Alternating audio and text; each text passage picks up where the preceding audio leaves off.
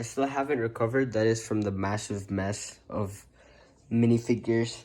But yeah, since it's December 1st, I feel like we should do these advent calendar videos again. I did enjoy them quite a bit. I love these advent calendars. It's just fun counting down the days till Christmas. I think I could do these videos again. Alright, so here is the actual advent calendar, just for one last clear look, and this is how it is in the back.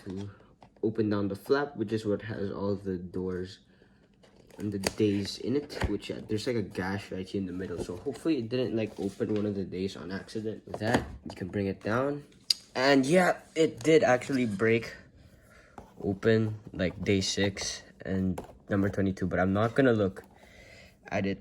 And let's start with day 1. But yeah, you could see the mat, which I don't know why there's a gash there. That's so weird. But yeah, let's go ahead and open up the first day. All right, day 1 is gonna be, oh, it's Omega.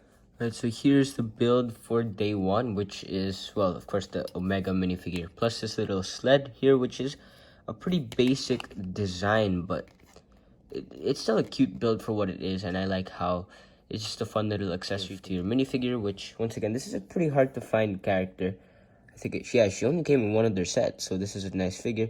I believe this is an exclusive face print for her, as well as an exclusive torso with some arm printing, which that's new for Star Wars. Like, we rarely see arm printing in Star Wars, but I actually think they're adding arm printing for more minifigures for Star Wars nowadays, so that's cool that they're adding more detail. And on the back, you can see her face print right there.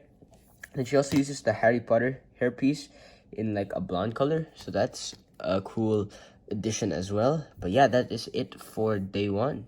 All right, so it's December 2, so yeah, let's go ahead and open up day 2, which is right here. So pretty early in the morning, but yeah, okay, so for the build today, what is that, Justifier? So here's the build for Cad Bane's Justifier, which is the small version of a set that we got in 2022, which I think this is a pretty decent shaping of it. It does look kind of flat on some parts and some weird colors like with the brown here and there, but I don't really mind how it looks, more or less. It does look kind of blocky on some edges, but I think it's a pretty decent interpretation of how we actually have it in the set. In the back is that little fin here that moves. I think that's like the engine or something, which you can sort of move here and there. It's just attached on a clip. But yeah, that's really it for day 2, which is actually a perfect pairing because Omega also came in the big version of the Justifier, so I think that works pretty well. But yeah, that is it for day 2. I'll see you guys for day 3. So see you there. All right, so it's December 3, so of course we got to open up day 3 for our advent calendar. You can see the sets that I built on the back, which maybe I could do a review for at some point. Anyways, we have the Mandalorian's N1 Starfighter, which I think is this one in that form. Okay, so here is the N1 Starfighter, which honestly, I don't really mind this build.